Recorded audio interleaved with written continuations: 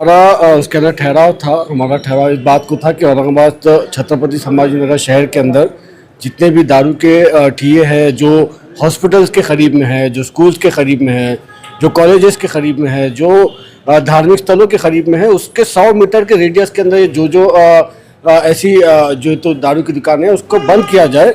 और इसके अंदर सुप्रीम कोर्ट का बाकायदा जो है तो एक साइटेशन है, जिसके अंदर सुप्रीम कोर्ट ने ये आदेश दिया था कि 100 मीटर के रेडियस में दारू की दुकानें नहीं होनी चाहिए। तो वही ठहराव को लेकर जब हमने बात की तो हमारा ये था कि हमने हमारे शहर का नाम तो बदल दिया, छत्रपति संभाजीनगर कर दिया, तो क्या बीजेपी, शिवसेना और शिंदे सेना के लोग जो है तो छत्रपति संभाजीनगर के साहब के शहर के अंदर जो है तो इस तरीके से दारू बिकते हुए देखकर खुश है क्या? दारू के बंदी के ऊपर महापौर साहब ने एक रूलिंग दिया कि एक्साइज डिपार्टमेंट के जो कानून है, कायदे है, वो पालन करके कार्रवाई की जाए।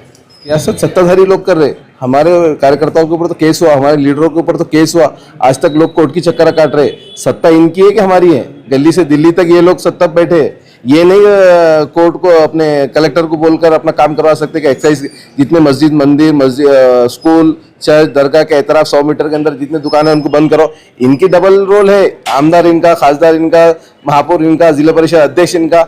इनको रोका किसने? इनको रोका है कुछ और चीज ने। अब एमजीबी कंपनी हमारे शहर औरंगाबाद में आई, इसमें स्टेट गवर्नमेंट का पैसा है, हमारे कारपोरेशन का पैसा है, हमारे पूरे शहर की जनता का टैक्स का पैसा है, पानी पट्टी का पैसा है। इसको डुबोने का काम एमजीबी कंपनी कर रही है।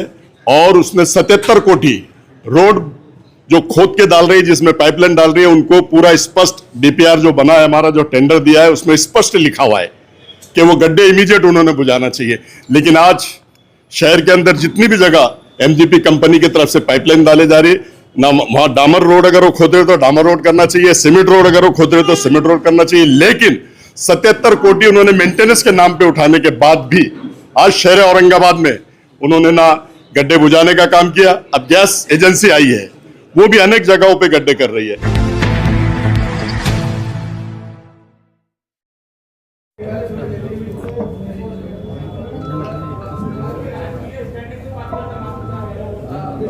खाली बसून बोलू नका। माननीय महापौर साहेब, माननीय उपमहापौर, माननीय आयुक्त, माननीय सभागृह, सर्वप्रथम तुमचं मनापासून खूप खूप अभिनंदन आणि आयुक्त साहेबांचं सुद्धा, कारण की 1988 पासून जे कोणी करू शकले नाही ते तुम्ही केलं, त्याच्यामुळे तुमचं मनापासून अभिनंदन। कारण की आमच्या माहितीस्तव दर 5 वर्षाला सर्वेक्षण, मालमत्तेचं सर्वेक्षण व्हायला पाहिजे, पण आतापर्यंत 88 पासून ते कोणत्याही प्रमाणे आतापर्यंत आपल्या संभाजीनगर महापालिकेमध्ये झालं नाही। त्याच्यामध्ये करत असताना एक सर्जरी ऑपरेशन करणं महत्वाचं होतं आणि ते प्रशासनाने, महापौर साहेब आपण केलं, त्याच्यामध्ये आपण आपलं अभिनंदन करतो। हे करत असताना सर्व पक्षीय नगरसेवकांचा सुद्धा याच्यामध्ये खूप मोठा सहभाग आवश्यक आहे। कारण की काय होतंय, एखादा मालमत्ता टॅक्स साठी कोणी आलं म्हणजे, मी उद्देशून विरोधी पक्ष तुम्हाला सांगत नाहीये, मी सर्व नगरसेवकांना सांगतोय, कारण की जुन्या शहरात गेलं की बाबा तिथं मालमत्ता कर वसुली करू देत नाही, तिथं टॅक्स लावू देत नाही। पण आता हे सर्व, या प्रस्तावाला सर्व नगरसेवक पाठिंबा देत आहे, सर्व पक्षीय पाठिंबा देत आहे, म्हणून ती जबाबदारी जेवढी प्रशासनाची राहील किंवा जी कोणी आपण एजन्सी प्रशासन नेमणार त्याची सुद्धा जबाबदारी राहील, तेवढी जबाबदारी आपली सुद्धा आहे। त्याच्यामुळे काही प्रश्न, माननीय महापौर साहेब, याचा सर्व शेवटी खुलासा करताना आपल्या शहराची करंट डिमांड किती आहे याची सुद्धा माहिती संबंधित अधिकाऱ्यांनी, व मागील गेल्या 3 वर्षातील मालमत्ता कराची वसुली किती झाली, किती मालमत्तांनी कर भरला। दुसरा विषय याच्यामध्ये, कारण की हा ठराव पास करत असताना हा ठराव आपण का आणला याचा सुद्धा खुलासा प्रशासनातर्फे होणं आवश्यक आहे। त्याच्यामध्ये दुबार आपण बघितलं की जवळजवळ 274 कोटी रुपये हे दुबारच्या नावाने आपल्याकडे वसुली बाकी आहे। दुबार म्हणजे काय? कारण की मी जी माहिती घेतली होती की त्याच्यामध्ये एखादा अगर 1000 स्क्वेअर फीटचा प्लॉट माझा असेल, 88 असेल, 90 मध्ये, तुझं आज जवळजवळ तुझं 1 रूमचे रूम होती, तर आज तुझं जवळ 5 रूम झाले, पण आज टॅक्स किती आहे तोच लागलेला आहे 90चा। अशा किती प्रॉपर्टी आहे शहरामध्ये त्याचं सुद्धा खुलासा प्रशासनातर्फे होणं आवश्यक आहे. दुसरं आपण बघतोय शासकीय मालमत्तेच्या संदर्भामध्ये किती शासकीय मालमत्तेला टॅक्स लागलेला आहे, ते पण आपण ह्या एजन्सीला काम देणार आहे का? जेवढे काही शासकीय मालमत्ता आहे त्याचं सुद्धा सर्वेक्षण होणं आवश्यक आहे. दुसरं याच्यामध्ये माननीय आयुक्त साहेब आणि महापौर न्यायालयीन प्रकरण किती आहे, कारण की आज आपण बघत असताना 700-800 कोटी आपले थकबाकी आहे, त्याच्यामध्ये काही न्यायालयीन प्रकरण आहे का? त्या न्यायालयीन प्रकरणाचा सुद्धा खुलासा ह्या सभागृहामध्ये होणं आवश्यक आहे. न्यायालयीन प्रकरण, कारण की काय होतंय 800-900 कोटी आपली थकबाकी दाखवते. हे सगळं करत असताना दुबारचं आपण त्यांचं काय करणार आहे? माझ्या माहितीस्तव जवळजवळ आपण रोड वाइंडिंग मध्ये जवळजवळ 10,000 अशा प्रॉपर्टी आहे, 10,000च्या आसपास, की ज्या पाडलेल्या आहेत. ते आता कधी येणाऱ्या काळामध्ये आपल्याला त्याचा काही टॅक्स मिळणार नाहीये, पण त्यांचं सुद्धा नाव आज आपण आपल्या यादीमध्ये आहे की जे थकबाकीदार म्हणून त्याच्यामध्ये आहे. दुसरं, आपल्या महानगरपालिकेच्या प्रॉपर्ट्या किती भाडेपट्ट्याने दिलेल्या आहेत, त्यांना आपण कोणतं, त्याचं सुद्धा सर्वेक्षण ह्या आपल्या ह्या एजन्सी, कारण की किती जागा दिलेल्या आहे. आधी बघू आपण भाडे घेतोय, किती घेतोय, किती 1000 घेतोय, 500 रुपये घेतोय, त्याच आपल्या प्रॉपर्ट्या महानगरपालिकेत आपण लीजवर दिलेल्या आहे. आणि याच्यामध्ये एक मी मुद्दा उपस्थित केला होता मध्यंतरी, की आपण यांच्याकडनं हे आपल्या महानगरपालिकेची प्रॉपर्टी असली तरी आपण त्यांना लीजवर दिलेली, पण त्यांना मालमत्ता कर लागलेला आहे का? त्यांना प्रॉपर्टी टॅक्स लावलेला, अगर लागत नसेल तर त्यांना सुद्धा लावणं, कारण की ते आपले व्यवसाय करताय. आपण ज्याला भाड्याने दिले ते व्यवसाय करताय, त्यांना सुद्धा मालमत्ता कर लावणं माननीय महापौर आवश्यक आहे. याच्यामध्ये आपण बघत असतो फायर एनओसीच्या संदर्भामध्ये, याच्यामध्ये हे करत असताना फायर एनओसी सुद्धा ज्या कमर्शियल प्रॉपर्टीज आहे काय, जिथं काही मोठमोठे बिल्डिंग असेल तिथं फायर एनओसी सुद्धा ह्या सर्वेक्षणामध्ये फायर एनओसी सुद्धा आपण किती जणांना देऊ शकतो, किती जणांनी घेतलेली आहे, त्याचं सुद्धा सर्वेक्षण ह्या याच्यामध्ये व्हायला पाहिजे माननीय महापौर. राहिलं स्पेक कंपनी, आता जवळजवळ 90% सदस्यांनी स्पेकच्या संदर्भात केले. 2006 मध्ये स्पेक कंपनीनं इथं सुरू केलेला, माझ्या माहिती जवळजवळ 55,000 प्रॉपर्टीचं काहीतरी स्पेक, ते दुबार जे आपण म्हणतो ऐकतो साहेब, ते दुबारमध्ये ते पण येतं स्पेकच्या याच्यामध्ये 55,000 प्रॉपर्टी त्यांनी केलेलं होतं. मग ते करत असताना त्यांचं चुकलं कुठे, ती गेली का बरं? किंवा आज आपण हे काम करत असताना ही ती चुकली कुठे, त्यांचा काय प्रॉब्लेम होता, म्हणजे आपलं प्रशासनाचं त्याच्यामध्ये लक्ष होतं का, किंवा ती फेल्युअर का झाली, म्हणजे तत्कालीन काही अधिकाऱ्यांमुळे फेल्युअर झाली का, त्या तत्कालीन काही नगरसेवकांनी विरोध केला होता का, कशामुळे ती फेल झाली, किंवा काही गुंड प्रवृत्तीचे लोक त्याच्यामध्ये आले होते का मनमानी कारभार त्यांनी लावला होता, की त्याचं सुद्धा खुलासा आज हे होणं गरजेचं आहे. आणि आता आमचे मित्र मनोजी गांगवे यांनी कलम 21 जे बोलले तो आत्ताच लागू झालेला आहे का? बीपीएमसी ऍक्ट मान्य महापौर साहेब आपण तज्ञ आहात, हुशार महापौर म्हणून आपले गणल्या जाते. हा नियम फक्त तुम्हालाच माहिती झाला का? मग याच्या अगोदर का नाही झाला? कारण की अगर बीपीएमसी ऍक्ट मध्ये हा नियम अगर आपल्या नियमामध्ये होता तर मग आजच आपण हा प्रस्ताव आणण्यासाठी काय केला. याच्यासाठी आम्ही तुमचं अभिनंदन करणं महत्वाचं होतं माननीय महापौर साहेब. हाय रेणूचा राजू कसं असतं. आणि दुसरा विषय याच्यामध्ये फायर एनओसीचा मी आपल्याला त्याच्यामध्ये सांगितलं. धन्यवाद तुमचं दळणवळण मंत्री. मी मोजत होतो, हा असा एक विषय आहे ज्याच्यावर सर्व पक्षांचं एकमत आहे. सुरुवात एकदम धडाकेदार झाली आणि सर्व पक्षांनी एक एक त्यांचा मुद्दा मांडलेला आहे. टॅक्स असेसमेंट किंवा हे सर्वेक्षण करत असताना जी एजन्सी आपण नेमता किंवा आपण महापालिकेच्या माध्यमातून करता, आज आपल्याला एआयच्या माध्यमातून टेक्नॉलॉजीच्या माध्यमातून असे अनेक ऑप्शन्स अवेलेबल आहेत, त्याचा आपण इकडे योग्य पद्धतीने वापर करून घेऊ शकतो. माझी असं प्रशासनाला विनंती असेल की योग्य ती टेक्नॉलॉजी वापरून आपण योग्य असेसमेंट करावं. त्याच्यामध्ये नेहमीप्रमाणे जे मोठ्या शहरांमध्ये होतं ते आपल्याकडे पण झालं पाहिजे. असं प्रत्येक प्रॉपर्टीचं प्रत्येक झोनचं प्रभागामध्ये ड्रोन मॅपिंगनी जे स्लम एरिया आहेत, जे सेवा वस्ती आहेत, त्याचं योग्य पद्धतीने मॅपिंग झालं पाहिजे. त्याचबरोबर ही जी असेसमेंट होणारी जी पद्धती आहे ह्याची एक एसओपी बनली पाहिजे आणि ही एसओपी या सभागृहासमोर पूर्णतः चर्चेमध्ये आणली पाहिजे की कोणत्याही एका प्रभागामध्ये जर आपण प्रॉपर्टीचं मॅपिंग करत असू त्याची एसओपी काय आहे. जर एखादी शाळा असेल, एखादं ग्राउंड असेल, ओपन स्पेस असेल, तर ही जी त्या प्रभागामध्ये किंवा झोनमध्ये मॅपिंगची एसओपी आपण सभागृहासमोर मांडावी अशी माझी विनंती आहे. त्याचबरोबर आपल्या शहराचा जो डीपी प्लॅन जाहीर झालेला आहे, या डीपी प्लॅन मध्ये अशा अनेक प्रॉपर्टी आहेत ते सध्या डीपी प्लॅन मध्ये अस्तित्वात आहेत, परंतु एक्सपान्शनच्या वेळेस जेव्हा रोड वाईडनिंग होतील किंवा जिकडे येलोचे ग्रीन झोन होतील किंवा उलट ग्रीनचे येलो झोन होतील, अशा प्रॉपर्टीजला असेसमेंटच्या दरम्यान तुम्ही काय प्रोव्हिजन्स क्रिएट करणार आहात. जुन्या काळामध्ये तुम्ही ज्यांनी टॅक्स भरले असतील त्यांना तुम्ही टॅक्स लागू करता, परंतु नवीन काळामध्ये ह्या प्रॉपर्टीज येणाऱ्या 6 महिन्यामध्ये 1 वर्षामध्ये जर डीपी प्लॅनच्या अंतर्गत डेव्हलपमेंटमध्ये जाणार असतील तर ह्याचे काही प्रोव्हिजन्स आपण आता असेसमेंटच्या अंतर्गत या SOPs मध्ये आपण इन्क्लूड केल्या पाहिजे.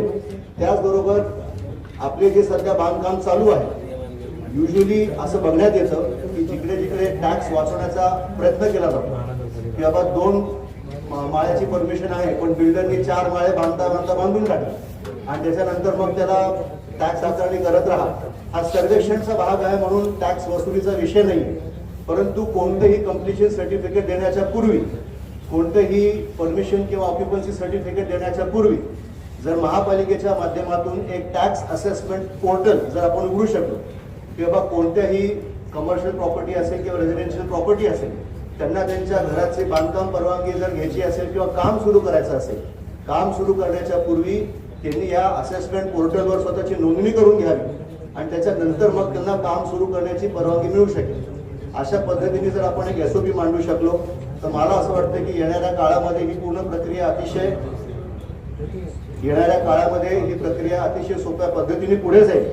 प्रत्येक राजकीय पक्षाचे लोकप्रतिनिधी आज इकडे बसलेले आहेत आणि ह्याच्यामध्ये सन्माननीय राजू वैद्य साहेब असतील, सन्माननीय तुपे साहेब असतील, गोडिलेताई असतील, सन्माननीय विरोधी पक्ष नेते असतील, सर्वांची एक मानसिकता आहे की आपापल्या प्रभागातून योग्य पद्धतीने टॅक्स आकारणी झाली पाहिजे आणि म्हणून मी या मताचा आहे की आपण सर्वांनी एकत्र येऊन एक सर्वपक्षीय समिती आपण बनवावी, जे या विषयामध्ये तज्ज्ञ असतील त्यांना एकत्र घ्यावं आणि प्रत्येक मुद्दा त्या समितीच्या वतीने पुढे मांडून आपण पुढे जातो. धन्यवाद. बोला.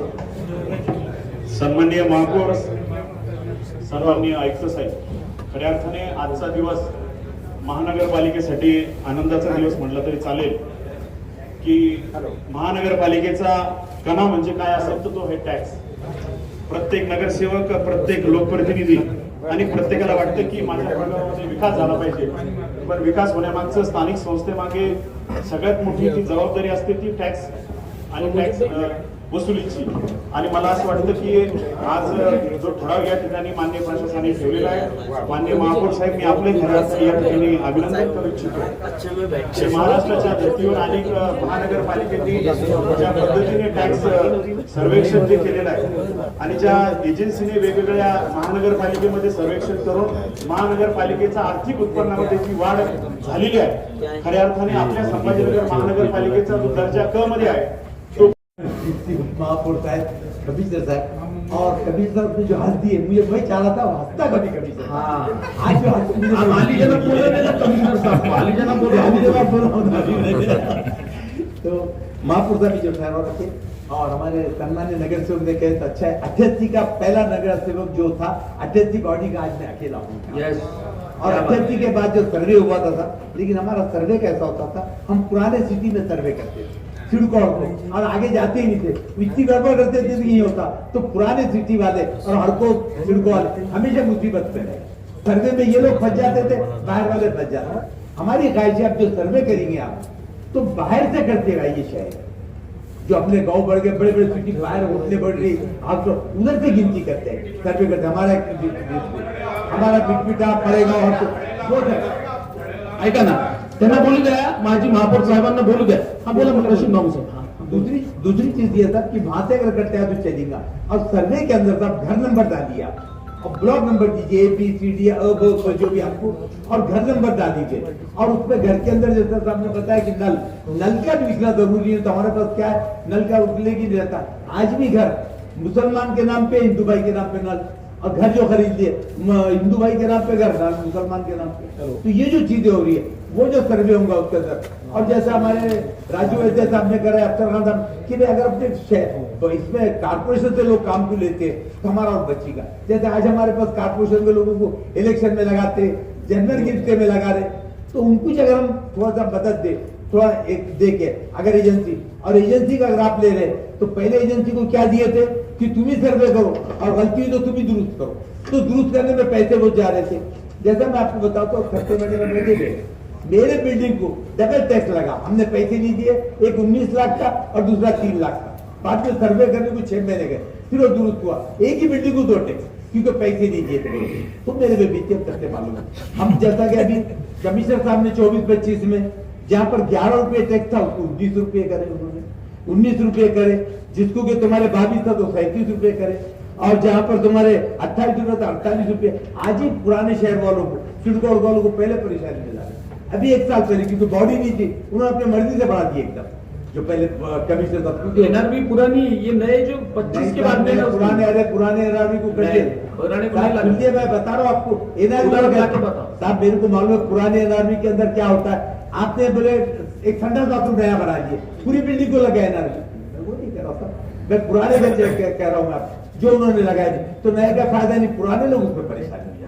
आज जैसा हम तुम्हारे पता जो चीजें बढ़ गई, अब ये जैसे सब बताए तो टैक्स के अंदर लगाते वक्त अगर आपने सर्वे किया, हमको तो हमारा एनआरबी चेंज नहीं होती, लेकिन आप जो बढ़ा रहे हैं, हम बढ़ाने का नहीं, सर्वे जो करने का चला, सर्वे ऐसा ईमानदार। अच्छा, सर्वे के ऊपर बात छोड़ करेगा उन्होंने, अगर हमारा कहना अगर सर्वे करने घर जाए तो हमारे को टैक्स क्या लग रहा है, हमारे को जरूर बताओ, ताकि मैं हमारे घर को जो टैक्स लग रहा हमको एक कागज दे दो, ये टैक्स तुमको लग रहा है। क्या होता, बाजू को बिल्डिंग को 1 लाख, मेरे को 15,000, तो मेरे पैसे दिए, आप एक पैसे दीजिए हमारे को, आपको टैक्स इतना लगा, और अपील जो हमको करना है, और हमको जो अपील करना है तो अपील किस करे, नहीं तो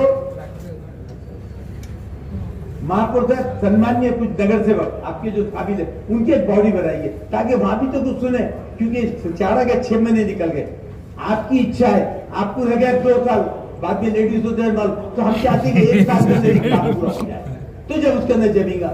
और इसके अंदर कमिश्नर साहब नहीं, आप भी रहेंगे तो सर्वे सोने के बाद करना को, और सर्वे का रोज चेक होगा कि 8 दिन में सर्वे चेक होगा, वो बहुत जरूरी है साहब। जो पैसों का जो गमन चला है, आज हमको मालूम है, जैसा पता है सलमान की गाड़ियां आ गई, घोड़े आ गए, सब इसमें पैसों का होता है, तो इस पर बात कौन करेगा। इसके अंदर एक कमेटी बना करके आपको इसके अंदर देखना पड़ेगा, और एनआरबी अगर चेंज नहीं होगी तो सब सही बात है। और सर्वे सिड़को हल्को और पुराना सिटी छोड़ के आप बाहर तो जाओ, यानी थोड़ा घराने में घुसो, मर्दाने में बहुत से हमारी विनती है। चलो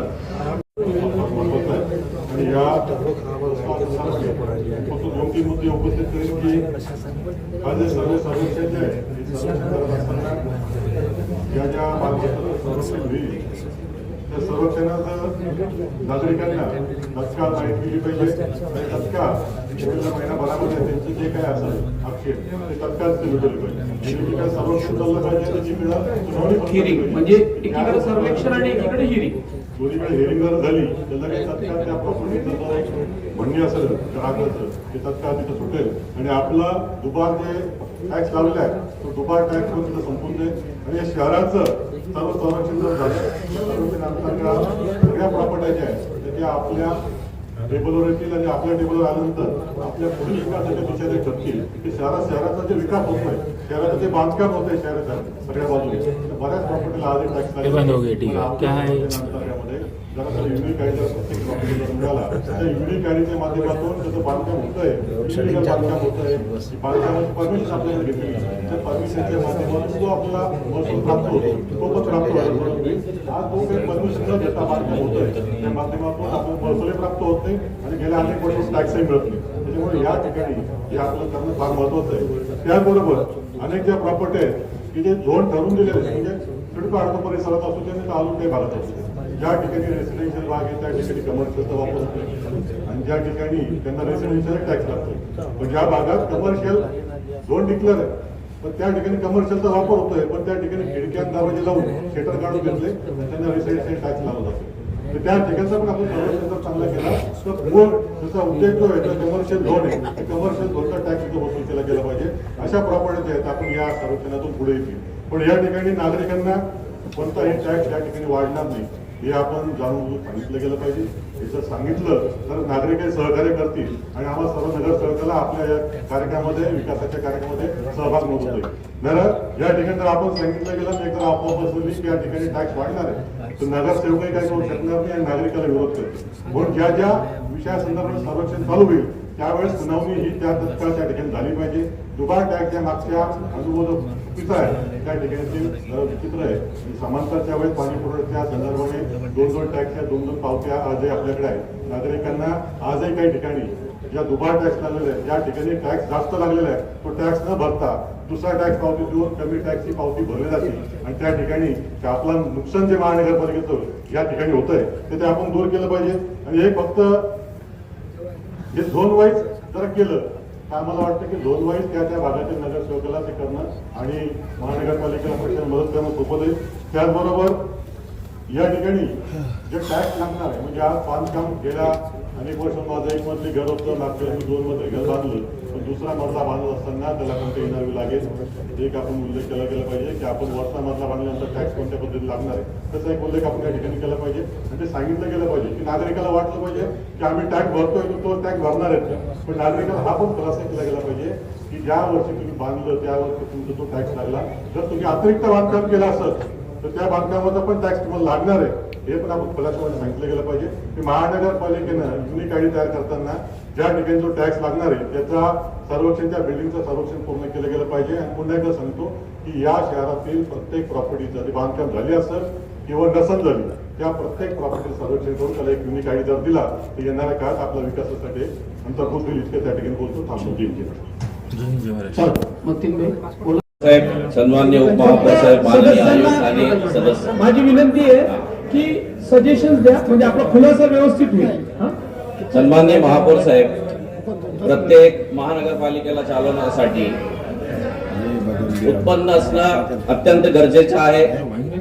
आणि हा जो प्रस्ताव आलेला आहे आणि महापौर साहेब हा जो प्रस्ताव आलेला आहे कर आकारणीसाठी प्रायव्हेटायझेशन मधून जे एजन्सी अपॉइंट करण्याचा माझं असं मत आहे की पूर्वी 2005चा विषय कर आकारणीसाठी नाही सर्वेक्षणसाठी दुरुस्ती करून घ्यावी सर्वेक्षणसाठी. अधिकार आपल्याकडे पूर्वी जे 2005चा विषय इथं निघाला होता इस्पेक हैदराबादची जी कंपनी होती त्यांना आपण जे आहे तर एक कॉन्ट्रॅक्ट त्यांना मी दिलेला होता त्यावेळेस जे सर्वेक्षण झालेले होते त्याच्यात भरपूर त्याच्यानंतर त्या एजन्सीने जे नोटिसेस लोकांना दिले त्याच्यानंतर त्यांनीच दुरुस्ती केले त्याचा कंट्रोल आपल्याकडनं होता. एक एक्सपिरियन्स आपला वॉटर युटिलिटी कंपनी त्यांच्याकरवी जे आहे पाण्याचा टॅक्स भरणा करण्याचा जे आहे अधिकार त्यांच्याकडे होता पण नंतर काय झालं त्याच्यामुळे लोकांना आणि नागरिकांना त्रास सहन करावा लागला. जेव्हा नागरिक ते कंपनी डिझॉल्व्ह झाल्यानंतर टॅक्स भरायला गेले तर इव्हन तो डाटा महानगरपालिकेकडे उपलब्ध नव्हता. इतकी बिकट परिस्थिती होती. लोक पावत्या शोधून जे येतं ते जाऊन नंतर ते जे रेकॉग्नाइज करून घेत होते. जर हे प्रायव्हेटायझेशन आपण जर करतोय ते सर्वेक्षण करतात त्याच्यावरती नियंत्रण महानगरपालिकेचा होणं खूप अत्यंत आवश्यक आहे. पण आम्ही 5 वर्षापासून आपण पाहतोय की महानगरपालिकेने एक सॉफ्टवेअर विकसित केलं होतं जसं राजू वैद्य साहेबांनी जे आपल्याला स्पष्टपणे क्लिअरिफिकेशन दिलेलं आहे. सॉफ्टवेअर आपण जे इम्प्लिमेंट केलेलं आहे आपल्याकडे सॉफ्टवेअर जे हाताळण्यासाठी जे कर्मचारी आपल्या उपलब्ध आहेत.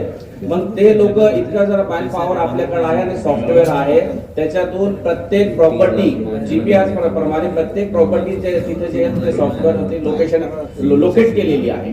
तर इतकं जर आपल्याकडे हे पॉवर्स आहे तर मग पुन्हा एक एजन्सी अपॉइंट करून पुन्हा महानगरपालिकेवरती आपण जे बर्डन इम्प्लिमेंट करण्यापेक्षा जर हाच काम महानगरपालिकेचे कर्मचारी आणि अधिकारी एक स्पेशल टास्क फोर्स जसं आपण करतो तसं जर करून करण्यात आलं तर मला वाटतं महापालिकेचा आणि लोकांचा जे याचा जे फायदा होईल.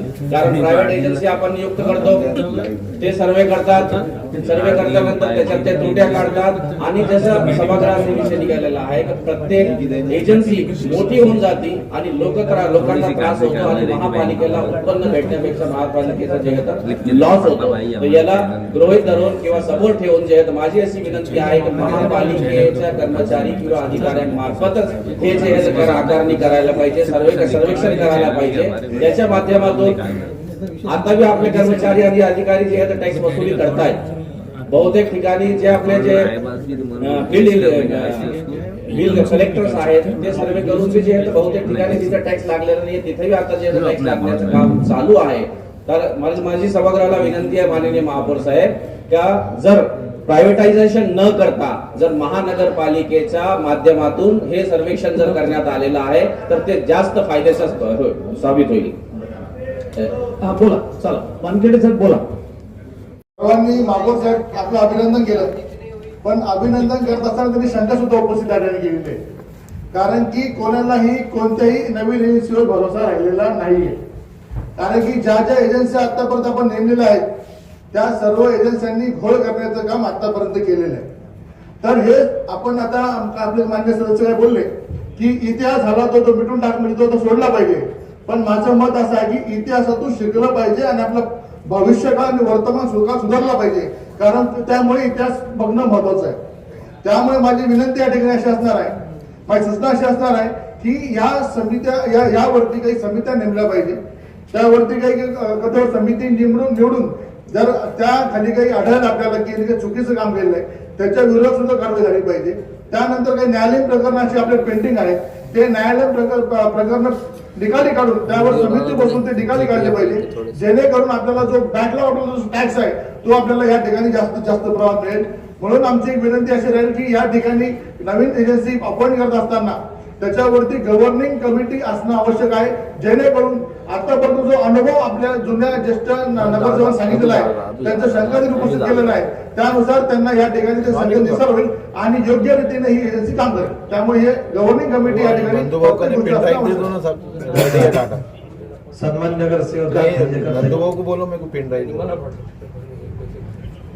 हाँ सन्माननीय महापौर, उपमहापौर, आयुक्त, सन्माननीय आयुक्त, सन्माननीय उपायुक्त, सन्माननीय सभागृह, सगळ्यांना सप्रेम जय भीम आणि जय लवजी. पूरी 40 मिनिट 1995 पासून दलित वस्तीचे सर्वेक्षण झालेले नाही, तरी माझी विनंती असेल की ह्या एजन्सीने दलित वस्तीचे सर्वेक्षण करावे, एवढीच विनंती आहे. ठीक आहे, धन्यवाद. पालक करता येईल. क्या बोलेंगे हमेशा के खूप पहिल्यापासून उभं होतं तिथं नाव लिहिलेलं आहे याच्यावर. धन्यवाद. सन्माननीय महापौर साहेब, सन्माननीय उपमहापौर साहेब, सन्माननीय आयुक्त, बोला मैं खुद नीचे बैठा था, शूटिंग नहीं कर रहा, उनकी इंटरनल मीटिंग आणि विषय मांडण्याची मला संधी दिली त्याबद्दल मी आपले आणि सभागृहाचे आभार व्यक्त करते. हा जो टॅक्सचा विषय जो चालू आहे त्यावर गेल्या अनेक वेळापासून जी शांततेमध्ये चर्चा होत आहे ते पाहून मला खरंच मनापासून आनंद वाटतो. हा विषय मांडत असताना मला एक विषय आपल्या समोर फक्त निदर्शनास आणायचा आहे. ती शंका असेल माझी किंवा ती सूचना देखील असू शकते. मला आपल्याला एकच विचारायचं आहे की ज्या ठिकाणी कराड साहेबांकडे येऊ नंतर येऊ हे येऊ द्या. ये जो प्रस्ताव तुमची ओळख करून द्यायची 5 जणांची, जरा थांबा. तो ये आपका अभिनंदन है. और जो 2016 से अपन जो टैक्स लगाने की बात करते हैं, नए टैक्स को, नए घर को है तो 2016 से लगाने की बात करते हैं. तो सलम एरिया हो या कोई भी एरिया में हो तो चालू स्थिति में है तो उसको टैक्स लगाना. महापौर साहब, चालू स्थिति में जब आज उसका घर उसका बन रहा है तो आज से उसको टैक्स लगाना. अपन है तो 2016 से लगाते, तो 2016 से लगाने की वजह से कोई गरीब इंसान है उसको 25,000 30,000 रुपए डायरेक्ट है तो टैक्स आता तो वो भरता नहीं, फिर वो भरा नहीं तो पेंडिंग में जाता. तो इसलिए वो टैक्स है तो चालू स्थिति में जब उसका घर अभी बना है ये साल में तो यही साल से उसको टैक्स लगाया जाए. और शास्ती कर जो है वो शास्ती कर भी है तो उसको है तो जो ब्याज है जो उसका वो माफ किया जाए. और तीसरी बात यह है कि गुंठेवारी अंतर्गत जो इलीगल जो घरों को है तो अपन ने टैक्स लगाया हुआ है तो उनको गुंठेवारी करके अपन टैक्स लगाएंगे तो उनको एक पर टैक्स आएगा तो उससे भी अपने को है तो फायदा होगा कि वो लोग पैसा भरेंगे. तो गुंठेवारी के अंदर भी आपने तो इसको जैसा टैक्स का अपन कर रहे हैं तो उसमें वो भी वैसा आगे बढ़ चढ़ के हिस्सा लेके वो काम कीजिए तो अपने पूरे शहर को उसका फायदा होगा, डेवलपमेंट होगा और ऐतिहासिक शहर में आपका नाम सबका रहेगा, सबका रहेगा. हाँ चला, अवताडे साहेब बोला. कोण बोलणार आहे? मलके साहेब. हाँ अच्छा, स्वीकृत सदस्यांना चान्स दिला का तुम्ही? बरं. माननीय महापौर साहेब, मी मागील 1-2 तासापासून हात वर करत आहे, पण तुम्ही आमच्याकडे कोणताही लक्ष देत नाही. बरोबर, आम्हाला हे कायद्यानुसार कलम 66, कलम 67, 86, नुसार सभागृहामध्ये बोलण्याचा पूर्ण अधिकार आहे. पीठासन अधिकाऱ्यांनी सांगितल्यानंतर पीठासन अधिकाऱ्यांनी 66 आणि 67 अधिकार वापरायच्या वेळेस पीठासन अधिकारी सांगेल तेव्हा 66 वापरतायत. मान्य महापौर साहेब, आपल्याला विनंती आहे, हा नवीन जो प्रस्ताव आलेला आहे याच्यामध्ये जर मॉडेल म्हणून फक्त सातारा, देवळाई किंवा प्रभाग जर त्या कोणती एजन्सी आपण नेमून देणार आहे त्या एजन्सीवर पूर्ण प्रभागचा किंवा सातारा देवळाचा एक मॉडेल म्हणून आपण त्यांच्याकडून करून घेतला, त्या मॉडेलनुसार आपले महापालिकेचे सर्व अधिकारी त्या मॉडेलनुसार जर काम केलं तर आपल्याला जो टेंडर मध्ये जी रक्कम जाणार त्या एजन्सीला ती रक्कम वाचणार आहे. ते गॅस कनेक्शन प्रत्येक घरी कनेक्शन दिलेच जातील ना त्यांचेही, मग तीही त्यावेळेस ग्राह्य धरण्यात यावं. विद्युत विभागालाही त्यांचा डाटा घेण्यात यावा की जेणेकरून त्या किती प्रत्येक घरी तर बिल बसवलेलेच आहे ना, विद्युत बिल आपल्याला येतच आहे, तोही डाटा घेण्यात यावा जेणेकरून आपल्याला अजून सोपं होईल. आता ही जी सांगली, सातारा यांनी तुम्ही शहराची नावं दिलेत, या शहरालाही अगोदर व्यवस्थित केलेलं आहे का सर्वेक्षण? त्या आपण जी एजन्सी बोलवतात त्या एजन्सीने तेही पाहण्यात यावं. तिथे नाही करत काही एजन्सी. आपल्याकडे आपण तो ठराव ठेवलेला आहे फक्त, अजून त्याच्या पुढे जायचंय, खूप मोठा प्रवास आहे. मग तेही पाहण्यात यावं, कारण की आपल्याकडे कोणतीही गोष्ट येते पण फक्त ती नाविन्यपूर्ती असते. जसं आम्हाला सांगितलं 2015 मध्ये की आता आपल्याकडे रोज ना धूळ साफ करायची मशीन आली, ती धूळ साफ करायची मशीन अजूनही धुळीतच पडलेली आहे, तिथे कधी रोड कधी साफ केलेच नाही. म्हणून मी म्हणते की कोणतीही गोष्ट नाविन्यपूर्ती असते. त्यामुळं त्या एजन्सीचा अगोदर एजन्सी पाहण्यात यावी की तिचं काम कसं आहे, त्यानंतरच त्या एजन्सीला आपण प्रचारण करावं, एवढंच मी तुम्हाला बोलते. चल तुम्ही बोला शेख साहेब. आपल्याकडे हॉटेल्स खूप आहेत, पण सध्या त्या हॉटेल्सवर वरचा जो मजला आहे प्रत्येक हॉटेलच्या गच्चीवर सुद्धा शेड टाकून तिचा उपयोग करण्यात येत आहे. त्यामुळे तिथेही ते टॅक्स लावताना तीही आपण बाजू धरावी. अनेक हॉटेल्स आहेत की त्याच्या गच्चींचा वापर मुद्दा मला लक्षात आला तुमचा. वाढीव बांधकाम सानपताई वाढीव बांधकामाचा मुद्दा लक्षात आला.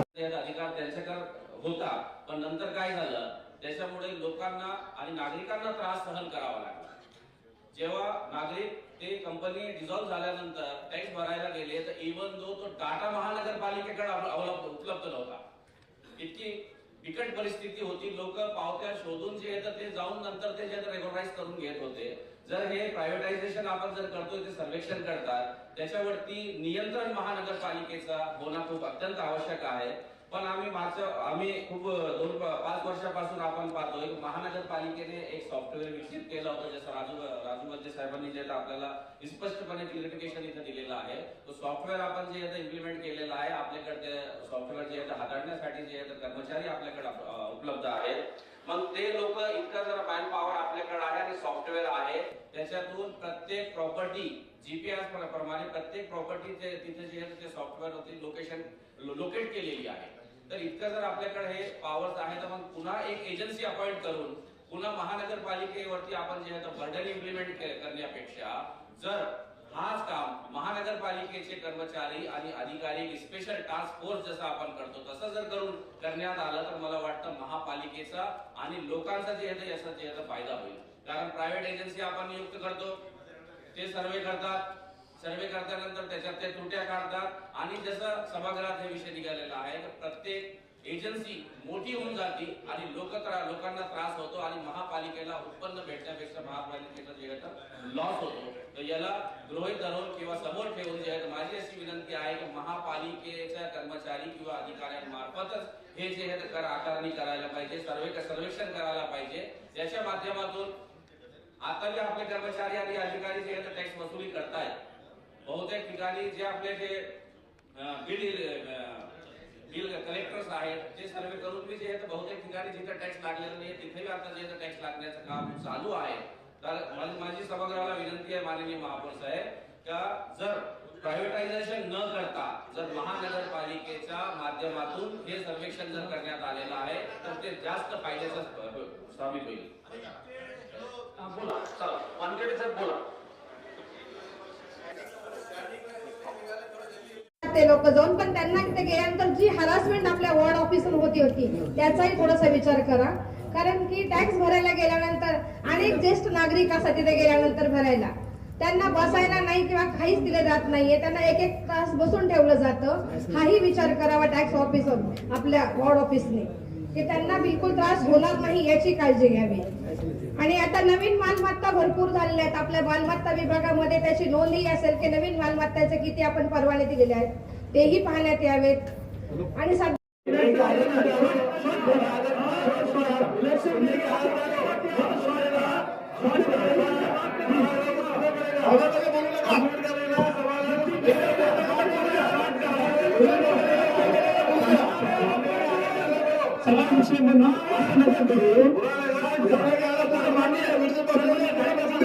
शिवाजी भाऊ सन्मान्य बाकी सर्व सदस्यांना विनंती आहे की आपण त्यांना बोलू द्या. हा ऐका ना, मला काय म्हणायचंय ऐकायला सन्मान्य विरोधी पक्षनेते साहेब, मला काय बोलू द्या. सन्मान्य फिरोज खान साहेब बोलू दे त्यांना. खाली बसा खाली बसा खाली बसा. तुम्ही माझं म्हणणं असं आहे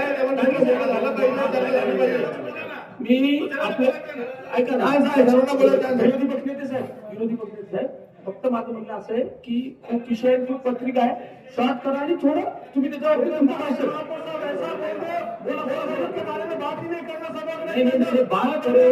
बात करो शॉर्ट करो विषयाला अनुरूप करा.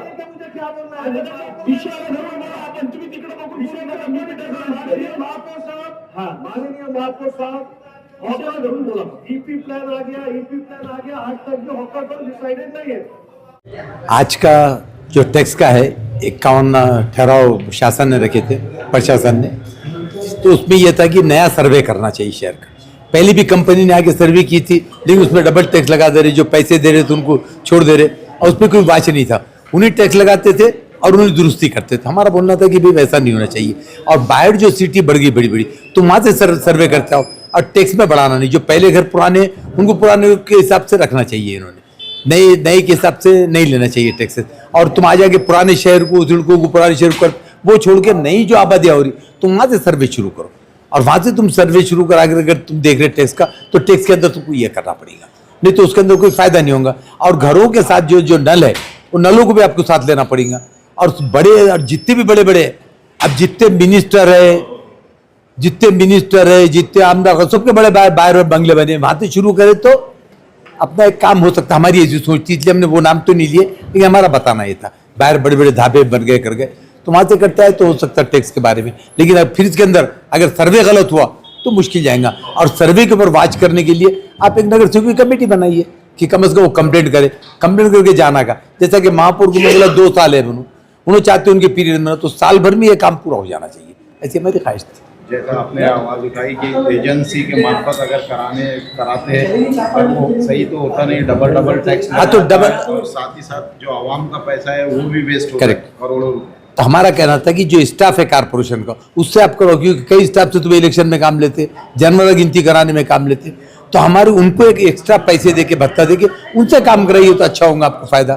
और ये कहे कि पहले नहीं हुआ था, 88 में पहला मैं चुन के आज कारपोरेशन में 88 का पहला नगर सेवक मैं हूँ, तो हमको मालूम उस पर कई टाइम सर्वे, लेकिन सर्वे बराबर नहीं होता ना, होता और निकल जाता, होता और निकल जाता, उसमें पैसे का गलत इस्तेमाल ना हो.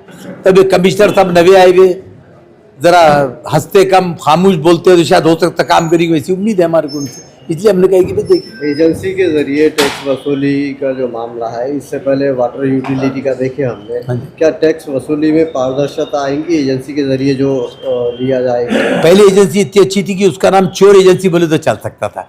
अब अगर चोर एजेंसी नहीं आई तो काम अच्छा हो सकता, नहीं तो फिर मुश्किल है. फिर वो छोटा भाई गया बड़ा भाई आया. हमारा बोलना उनको था कि मर्दान में बहुत घुसते जनानों में जाओ जरा, इसलिए हमारा बोलना. क्या ऐसा लग रहा है सियासी दबाव के तहत एजेंसी को दिया जा रहा है? ये हो सकता है, जब तक एजेंसी का नाम नहीं आएगा बोल नहीं सकते. इसलिए हम बोले कि भाई एजेंसी सब देख करके करना पड़ेगा, क्योंकि आजकल हमारे देश में तो हम देख रहे हैं कि सब वो बस जो गदी हुई जो पियामन भाई तो ऐसा ना हो जाए कि भाई उनके लाड़के जितने जैसे आजकल वही समझ में आ रही है हमारे। सलम एरिया को और क्रीम एरिया को क्या सेम टैक्स लगना चाहिए क्या? नहीं, उसमें अंदर कैसे है, टीन का मकान अलग है, सीमेंट का अलग है, हर एक उसका टैक्स के अंदर तो एक प्रावधान रखा हुआ है, लेकिन ये छोटे बड़े का अलग हो सकता है।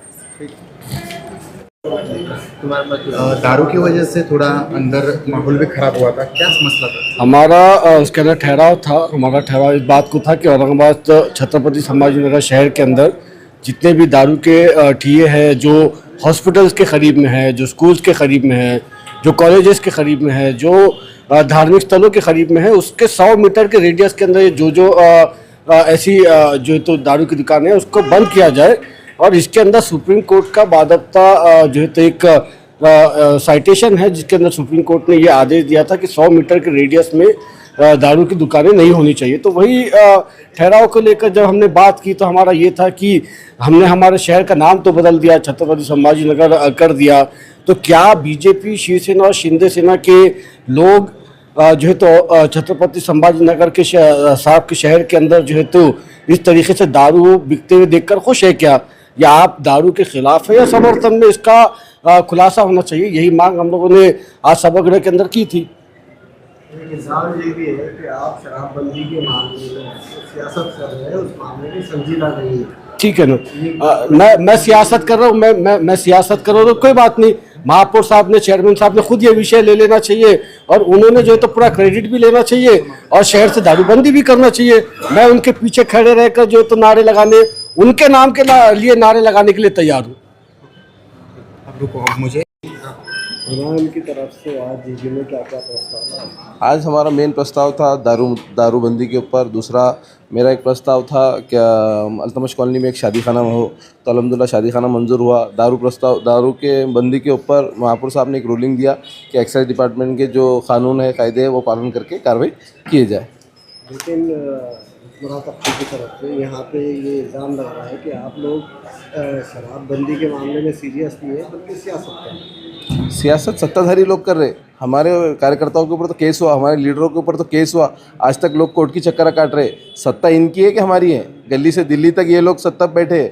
ये नहीं कोर्ट को, अपने कलेक्टर को बोलकर अपना काम करवा सकते कि एक्साइज जितने मस्जिद, मंदिर, स्कूल, चर्च, दरगाह के एतराफ़ 100 मीटर के अंदर जितने दुकानें हैं उनको बंद करो। इनकी डबल रोल है, आमदार इनका, खासदार इनका, महापौर इनका, जिला परिषद अध्यक्ष इनका। इनको रोका किसने? इनको रोका है कुछ और चीज़ ने, वो आप गौर कीजिए। एक इल्ज़ाम ये भी है कि शराबबंदी कराने के लिए एक लीगल प्रोसीजर से अगर जाया जाए तो उससे अमल हो सकता है, लेकिन आप लोग कॉर्पोरेशन में ये मामला उठा रहे हैं जबकि उसके दायरे इख्तियार में नहीं है। नहीं, आप ये समझ लीजिए पहले, ये दायरे इख्तियार कलेक्टर के है और एक्साइज के, लेकिन ये शहर के अंदर जहाँ महापालिका के स्कूल्स है, जहाँ महापालिका के शाला है, मस्जिद है, मंदिर है, जो महापालिका के लिमिट्स में आते हैं, तो महापालिका के अंदर जो सोसाइटीज़ आते हैं, तो ये महापालिका एक रूलिंग दे सकती है कि उनकी वस्तियों के उनके जुडिशल के अंदर ये सब चीज़ नहीं होना चाहिए। कि महापालिका भी एक जो है रूलिंग पास कर सकती है। उसी कारण हमने ये रूलिंग पास करके सत्ताधारी को घेरा है कि आप पहले ये चीज़ पर अमलबजानी करिए। क्या लगता है आपके मुद्दों में कामयाबी मिलेगी? कोशिश तो करेंगे। आज हमने यहाँ रूलिंग पास किया, कल फिर सड़कों पर लड़ेंगे, फिर केस लेंगे। हम केस लेने से थोड़ी डरते हैं। ये इनके डबल रोल है, इनको हफ्ते ज़्यादा बढ़ जाएंगे बोल के परेशान हो रहे कि हमारा हफ्ता कट हो जाएगा। ये बात तो करेगी तो चल। तो आपका इल्ज़ाम है कि ये कंपनियां पैसे लेती है, लूटती है, खट्टे वैसे के वैसे रखती है। 101% जब MGB कंपनी हमारे शहर औरंगाबाद में आई, इसमें स्टेट गवर्नमेंट का पैसा है, हमारे कॉरपोरेशन का पैसा है, हमारे पूरे शहर की जनता का टैक्स का पैसा है, पानी पट्टी का पैसा है। इसको डुबोने का काम MGB कंपनी कर रही है और उसने 77 कोटी रोड जो खोद के डाल रही है, जिसमें पाइपलाइन डाल रही है, उनको पूरा स्पष्ट DPR जो बना है, हमारा जो टेंडर दिया है, उसमें स्पष्ट लिखा हुआ है कि वो गड्ढे इमीडिएट उन्होंने बुझाना चाहिए। लेकिन आज शहर के अंदर जितनी भी जगह MGP कंपनी की तरफ से पाइपलाइन डाले जा रही है ना, वहाँ डामर रोड अगर वो खोद रहे तो डामर रोड करना चाहिए, सीमेंट रोड अगर वो खोद रहे तो सीमेंट रोड करना चाहिए। लेकिन 77 कोटी उन्होंने मेंटेनेंस के नाम पे उठाने के बाद भी आज शहर औरंगाबाद में उन्होंने ना गड्ढे बुझाने का काम किया। अब गैस एजेंसी आई है, वो भी अनेक जगहों पे गड्ढे कर रही है। हमारे कॉरपोरेशन जब उनको परमिशन देती है गैस कंपनी को भी, तो उसमें अटी और शर्त रखना चाहिए कि जब तुम गड्ढे कर रहे हो तो इस गड्ढे को इमीडिएट बुझाने का काम उनका है। कारपोरेशन में आज जो इन्होंने प्रस्ताव लाया बिल्कुल चुकी का प्रस्ताव है। 1 कोटी का लाया उन्होंने, ये 1 कोटी हमारी गौर गरीब जनता का ये पैसा कंपनी को फायदा पहुंचाने के लिए ये प्रस्ताव लाया गया, ऐसा स्पष्ट मेरे को आपके माध्यम से बोलना है।